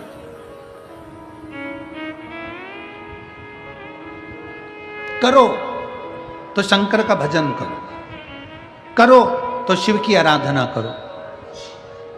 और अगर बाबा ने कृपा कर रखी है, तुम्हारा शरीर अच्छा है, तुम्हारा शरीर अच्छा चल रहा है, बाबा ने तुमको खूब अच्छा स्वस्थ रख रखा है, तो एक काम जरूर करो, एक लोटा जल भगवान शंकर के मंदिर में ले जाकर चढ़ाना प्रारंभ करो, जल समर्पित करना प्रारंभ करो। इस शरीर के द्वारा थोड़ा अच्छा करने का प्रयास करो, इस शरीर के।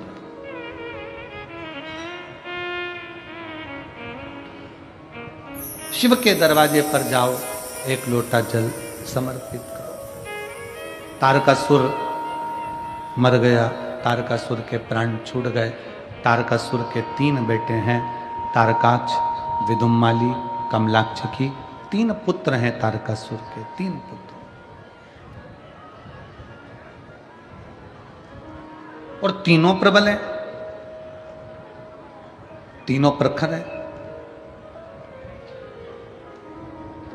तीनों ने विचार किया, अगर हम देवताओं से बेर लेंगे तो हमें मरना पड़ेगा। अगर हम देवताओं से बेर लेंगे तो हमको मरना पड़ेगा। तो फिर करा क्या जाए? तीनों ने भगवान ब्रह्मा जी की तप साधना प्रारंभ करी, और ऐसी तप साधना करी। शिव महापुराण की कथा में हर जगह पर हमें सुनने को मिलता है कि पार्वती जी ने तप साधना करी, तुमरुकेश्वर ने, तुमरुका जी ने तप साधना करी।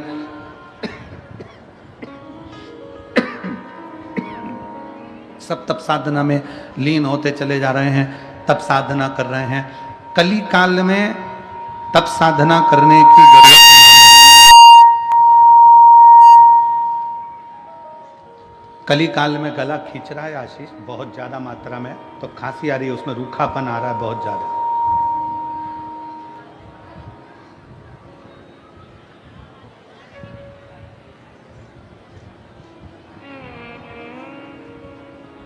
कली काल में तप साधना करने की जरूरत नहीं है। कली काल में केवल आप भगवान शंकर के मंदिर जाओ, एक लोटा जल समर्पित करो। अपने बच्चों की भी आदत डाल दो कि शंकर के दरवाजे जाना, बच्चों की भी आदत डाल। कितना सुंदर उमा संहिता में लिखा है कि अगर किसी के भाग्य की रेखा भी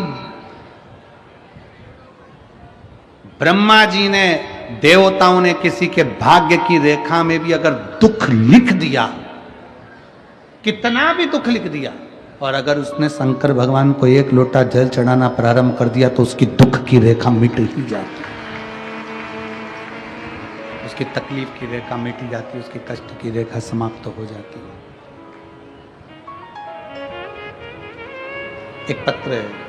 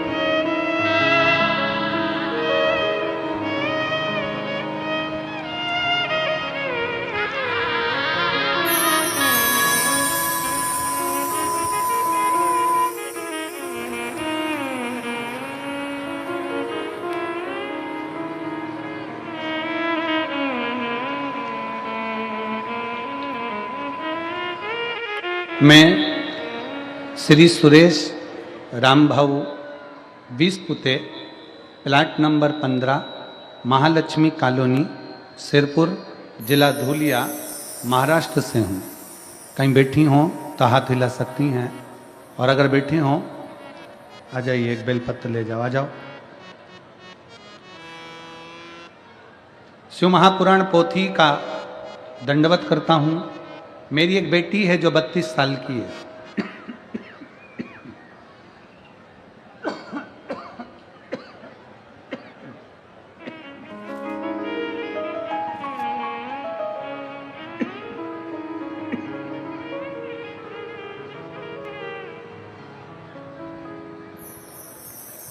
मेरी एक बेटी है जो 32 साल की है। उसकी शादी हो गई है। उसका नाम कीर्ति प्रणव वानखेड़े है। उसका छोटा बेटा जब 6 महीने का था तब उसकी अचानक तबीयत खराब हो गई। अस्पताल ले गए। आप लोग पत्र को पढ़ रहे हो एलईडी पर? जम के तो बोलो। अस्पताल ले गए, सारे टेस्ट हुए और उसे ब्रेन का कैंसर, जिसे ब्रेन ट्यूमर कहते हैं, वह बीमारी बताई गई। डॉक्टर के कहे के अनुसार उसका हमने 2019 में ऑपरेशन भी करवाया। डॉक्टर ने कहा कि उसका कैंसर बढ़ने वाला नहीं है। फिर 1 साल बाद उसकी तबीयत बहुत खराब हो गई और धीरे धीरे उसकी याददाश्त कमज़ोर होने लगी। फिर से उसे अस्पताल ले गए। डॉक्टर ने एमआरआई किया तो उसका कैंसर प्रोग्रेसिव था, कैंसर आगे बढ़ने लगा, जो बढ़ता ही जाएगा। डॉक्टर ने कहा अब उसको आगे कोई ट्रीटमेंट भी नहीं है कि हम कर सकें। अब वह सिर्फ 1-1.5 साल की मेहमान है। डॉक्टर ने कह दिया वो केवल 1 से 1.5 साल की मेहमान है। यह सुनकर हमारा बहुत दुख हुआ, हम बहुत हताश हो गए। फिर एक दिन हमने आस्था चैनल पर कथा सुनी। बाबा का 1 लोटा जल चढ़ाना प्रारंभ करा, शिव की स्तुति करना प्रारंभ करा और रुद्राक्ष का जल उसको देना प्रारंभ करा। बाबा की कृपा से ये जरूर है गुरुदेव कि डॉक्टर तो केवल 1-1.5 साल कहा था, पर बाबा की कृपा से आज उसको 5 साल हो गए और वो जीवित है। शिव की कृपा है। बस शरीर में कष्ट है, उठ नहीं सकता, बैठ नहीं सकता, उसके कारण बस तकलीफ है। हम बाबा से केवल यही विनय करने आए हैं कि अब शरीर तो थोड़ा ठीक करें, उसके ब्रेन में जो प्रॉब्लम थी वो तो रुद्राक्ष के जल से समाप्त हो गई। बस शरीर और मेरा बाबा ठीक करे, यही बाबू से बाबा को प्रणाम करने के लिए आए हैं।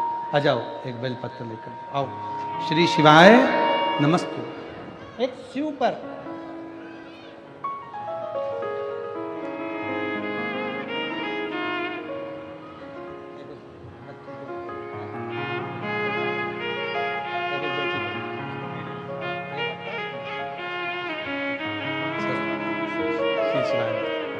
शिव उपासना, शंकर की भक्ति, शिव की आराधना एक विश्वास के साथ जब करा जाए। उन्होंने पत्र में लिखा, गुरुजी की डॉक्टर तो कहे थे कि 1-1.5 साल जीवित रहेगी, पर बाबा की कृपा से रुद्राक्ष का जल और जल से 5 साल उसने निकाल दिए।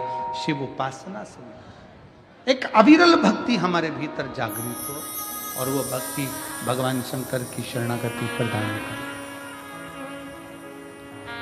शिव कथा कहती है, भगवान शंकर का चरित्र कहता है, तारकासुर के 3 बेटे तारकाक्ष, विदुम्माली और कमलाक्ष की तीनों ने भगवान ब्रह्मा जी का तप किया। आप और हमको तप की जरूरत नहीं है।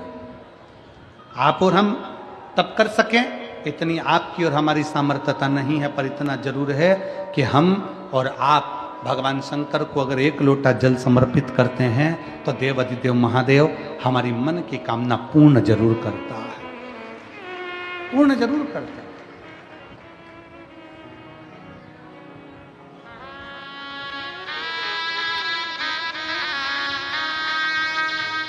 एक विश्वास शिव के साथ में जोड़िए।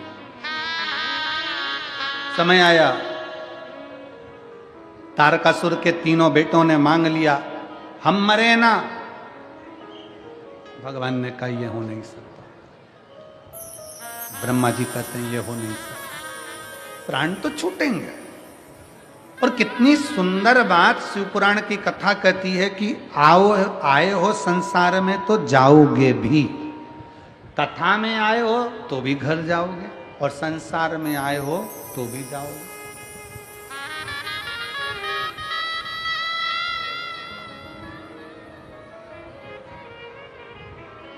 बाहर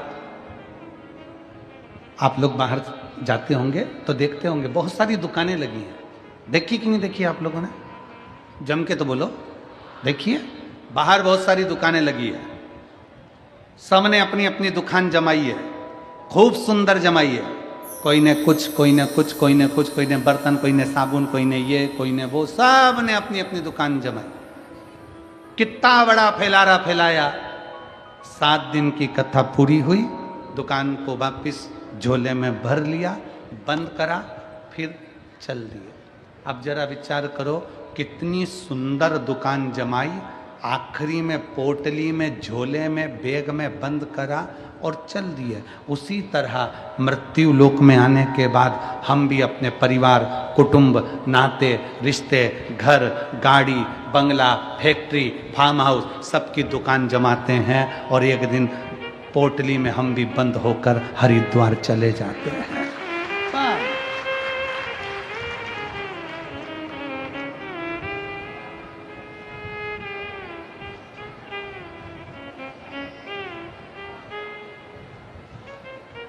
बस इतना याद रखो कि संसार सागर में अगर आए हो तो भगवत स्मरण में अपने हृदय को, अपने दिल को लगाने का प्रयास करो। मिला है मनुष्य का देह, मिला है मानव का शरीर। कई लोग हमसे पूछते हैं, गुरुजी सीहोर में जो रुद्राक्ष उत्सव होता है, उस रुद्राक्ष उत्सव का इतना महत्व क्यों है? इतना महत्व क्यों है? हम कहते हैं उसमें एक तो शिव महापुराण की शिवरात्रि पड़ती है, दूसरी 12 महीने में जो एक महाशिवरात्रि होती है वो भी उसी में पड़ती है, और तीसरा भगवान कुबेर भंडारी ने जिस दिन दुनिया के लोगों को भंडार देना प्रारंभ करा, वो फुलेरा दूज भी उसी दिन पड़ती है। तो ये तीनों का जो संजोग होता है, उस संजोग के तहत कुबेरेश्वर धाम की धरा पर आने वाला 7 दिन, 5 दिन, 3 दिन, 2 दिन लोग अपना रहते हैं और रुद्राक्ष महोत्सव के उस पंडाल में रहकर भोजन ग्रहण कर, भगवान की भक्ति कर, नाच कर, आनंद कर, शिव शिवाय नमस्तुभ्यम का, श्री शिवाय नमस्तुभ्यम का स्मरण कर कर कर अपने धाम को जब जाते हैं, तो दूसरी बार जब बाबा के धाम आते हैं तो झोली भर कर लेकर आते हैं, खाली कोई नहीं आता।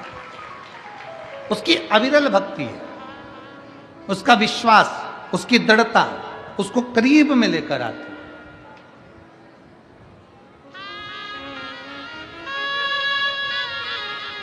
आप में से कितने लोग हैं जो पहले रुद्राक्ष उत्सव में आए हैं? हाथ उठाओ जरा। बहुत सारे हो, रखो रखो रखो। 25 फरवरी को आना है कि नहीं आना है? जम के बोलो जरा। आना है ना सबको?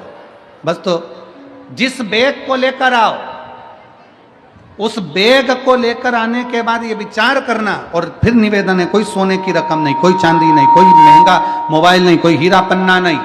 बाबा के अपने बाप के घर आ रहे हो, दौलत लेकर नहीं, दौलत मांग कर लेकर जाना है। बहुत ढेरों का संपदा लेकर नहीं, प्रणाम करने के लिए। जिस बैग को लेकर आओ, बाबा से कहना, बाबा ये बैग लेकर आई हूं, 3 महीने खोलूंगी नहीं, इसी बैग को लेकर कुबेरेश्वर धाम वापिस आऊंगी और तू बुलाएगा, मेरी मनोकामना पूर्ण कर। उसके चरणों की शरणागति ग्रहण करो।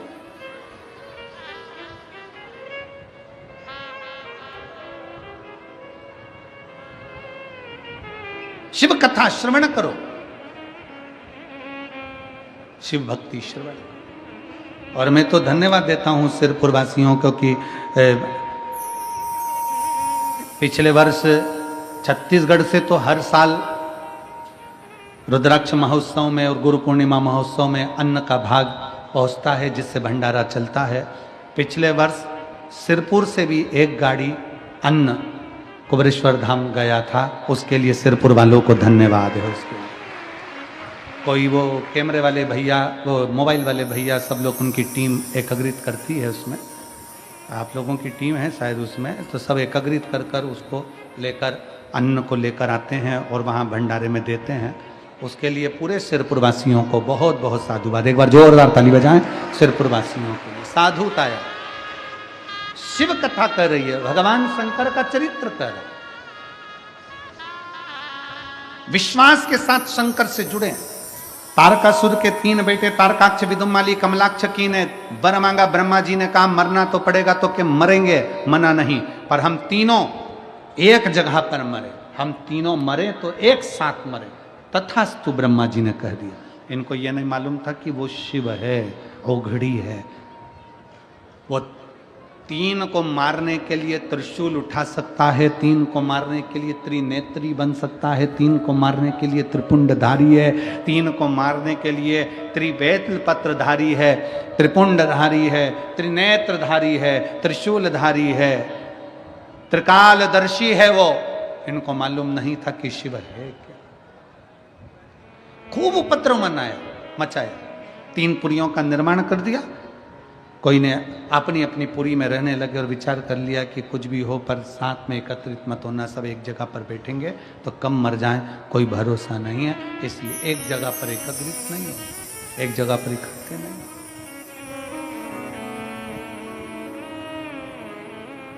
अपनी अपनी पुरियों में निवास किया, अपनी अपनी जगह पर रहे, अपनी अपनी पुरियों में रहे। समय आया भगवान शंकर ने देखा कि ये बहुत ज्यादा उपद्रव कर रहे हैं। शिव ने सारे देवताओं को पशु बना दिया। मेरे ओघड़नाथ, मेरे शंकर उनके पति बन गए। शिव जी का नाम हो गया पशुपति, पशुपतिनाथ।